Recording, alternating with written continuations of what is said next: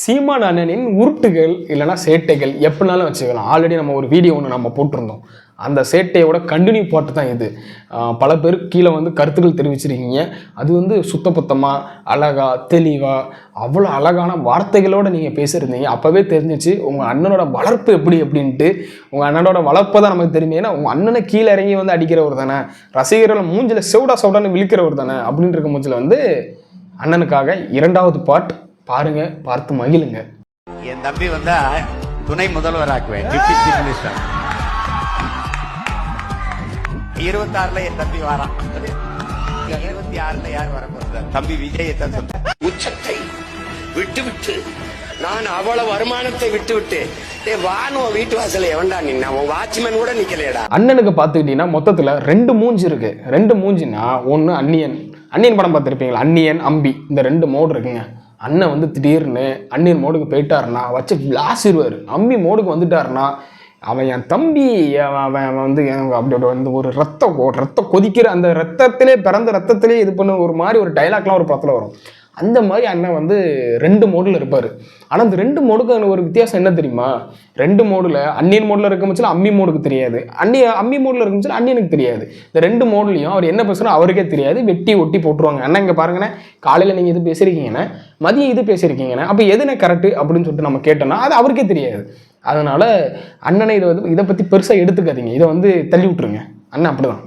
அடா போடா, ஜிம்முக்கு போ, பக்கத்துல போ, ஓடு, விளையாடு, சாப்பிடு, போடுற. என்ன எங்க தலைவர் வந்து முதல்ல சாப்பிடும் போது மான் ஊறுகாய் சாப்பிடுங்க. நம்மள நான் அப்பெல்லாம் கராத்தே தொடர்ச்சி பயிற்சி, அது ப்ரொஃபஸர் ஏத்தம் அது இதுன்னு சொன்னா அது ஊறுகாய் எனக்கு வேணாம்.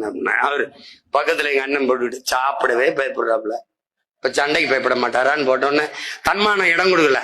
என்ன பெரிய வைங்க நான் சாப்பிடுறேன், அது மாதிரி சாப்பிடு. ஆனால் பாத்தியானே கடைசியில் நீ ஆமை ஊறுகாய்க்கு வந்தா, மாட்டு இறைச்சிக்கு வந்தா, எவனா அடிக்கணுமா, நல்லா தின்னுட்டு உடம்பு ஏற்றிட்டு முறுக்கு ஏற்றிட்டு நடந்து போடான்னு சொன்னான். அதுக்கப்புறம் பார்த்தீங்கன்னா இப்போ மான் ஊறுகாய்க்கு வந்துட்டா. இது பழைய வீடியோ தானே, ஆனால் பார்க்க சிரிப்பு வருதுண்ணே. எனக்கு ஒன்றுண்ணே, இந்த இலங்கையில் ஒரு எம்பி பேசியிருந்தார் பார்த்தீங்களா, அங்கே அவ்வளோ பெரிய போர் நடந்துட்டு இருக்கும் போச்சில் அதுவே ஒரு 40 கிராம் தான் இருக்குன்னு சொன்னார். அண்ணன் வந்து விவரம் தெரியுமா? அண்ணன் வந்து ஒரு விவரம். ஒரு தீவுக்குள்ளே கூட்டு போயிட்டாங்க. கூட்டு போனால் பரிசலில் போயிட்டு இருந்தார். அந்த பரிசல் எத்தனை கிலோ இருக்கும், இத்தனை. ஏன்னா நீங்கள் வந்து கண்டுபிடிச்சிருவீங்க, ஒரு ஆமையிலேருந்து கறி எடுக்கணும்னா இத்தனை கிராம் தான் வரும்னு சொல்லும் போது, அப்போ ஆமை இவர் என்ன சொல்லிடுறாரு, உங்கள் அண்ணன் என்ன சொல்லிடுறாரு, ஆமை இத்தனை கிலோ இருந்துச்சு, 50 கிலோ இருந்துச்சு, 40 கிலோ இருந்துச்சுன்னு ஒரு புழுவை தூக்கி விட்டுறாரு. ஏன்னா நீ அடுத்தது அந்த பாயிண்டை தானே தூக்கிட்டு வருவா, அதனால் அப்படி ஒரு புழுவை விட்டுறாரு. இப்படி இருக்கும்போது அங்கே ஒரு போர் நடந்துட்டு இருக்கும் போச்சில் அண்ணன் அதை தந்தாரு, அண்ணன் மான்கறி தந்தாரு, அண்ணன் ஊறுகாய் தந்தாரு.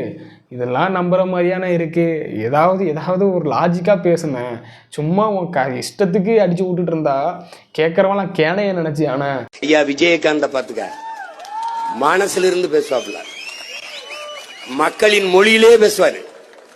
ஆனா விஜயகாந்தை முதலமைச்சராக ஒரு கூட்டணி ஓட்டு கிடைச்சிடறான். லூசு பயலு. அந்த கூட்டணிக்குள்ள இருக்கிற நல்ல கண்ணுக்கு கால் கட்ட மயிர் அளவுக்கு பெறுவானடா விஜயகாந்த். காலு கட்ட மயிர் அளவு விஜயகாந்த். அதே மாதிரி என்னன்னு சொல்லட்டுமா, அந்த விஜயகாந்த் அவர்கள் வந்து மிகப்பெரிய ஒரு மனிதர் நம்ம இப்போ சொல்லிட்டு இருக்கோம்.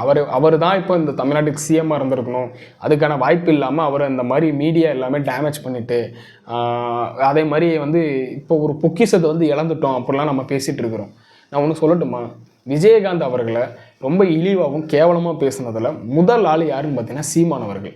மக்கள் நல கூட்டணின்னு ஒன்று வச்சுருந்தாங்க பார்த்தீங்களா, அப்போ எவ்வளோக்குள்ள கேவலமாக பேசுகிற அந்த சீமான் இப்போ ஏதோ அதான் நேரத்துக்கு தகுந்த மாதிரி பேசுகிறவர். இவர் நம்ம எப்படி எடுத்துக்கிறது? அவ்வளோ கேவலமாக பேசுனீங்க, இப்போ இதை பேசுனது எல்லாம் சரியாயிடுமா?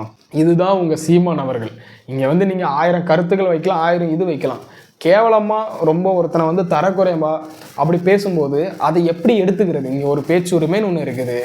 வாடா போடான்னு சொன்னால் கூட ஓகே, சரி, ஒரு ஒருமையில் பேசிட்டான், சரி ஒரு இதில் பேசிட்டான் அப்படின்னு சொல்லிட்டு போயிடலாம். ஒருத்தனை யார் கூடயே கம்பேர் பண்ணி ஒரு கேவலமான ஒரு வார்த்தைகளை யூஸ் பண்ணி பேசும்போது அது உங்களுக்கு சரியாக இருக்கா? அதை மட்டும் ஒரு பதில் சொல்லுங்களா. நீங்கள் எல்லாத்துக்கும் முட்டு கொடுக்குறீங்களா? நாம் தமிழர், எங்கள் அண்ணன் அப்படின்னு சொல்லிட்டு முட்டு கொடுக்குறீங்களா? ஏன்னா நீ இந்த மாதிரிலாம் பேசியிருக்கீங்க, இது சரியானேன்னு சொல்லிட்டு உங்கள் அண்ணன்ட்ட என்றைக்காவது ஒரு நாள் கேட்டிருக்கீங்களா? என்றைக்காவது ஒரு பொது மேடையில் உங்கள் அண்ணன் கரெக்டாக பேசியிருக்காரா? நீங்கள் சொல்லுங்கள்.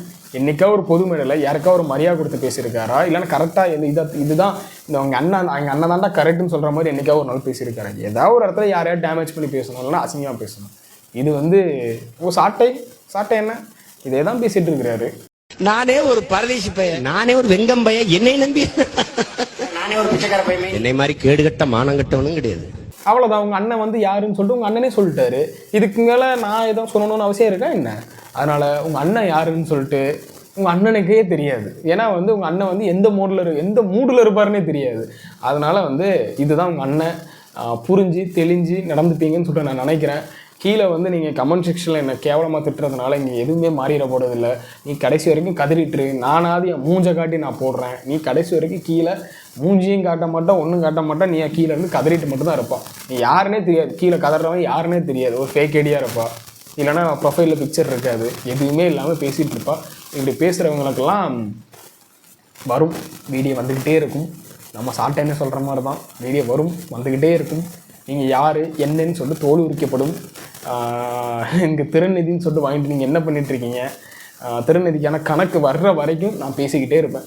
நீங்கள் ஒரு காசுன்னு ஒன்று வாங்குறீங்க அப்படின்னா அந்த காசுக்கான இங்கே மக்கள் காசை நீங்கள் வாங்குறீங்கன்னா அது என்ன பண்ணுறீங்கன்னு சொல்லிட்டு சொல்கிற வரைக்கும் நான் பேசிக்கிட்டே இருப்பேன். அந்த கட்சி ஒழுங்குபடுத்துகிற வரைக்கும் நான் பேசிக்கிட்டே இருப்பேன். பாருங்கள்.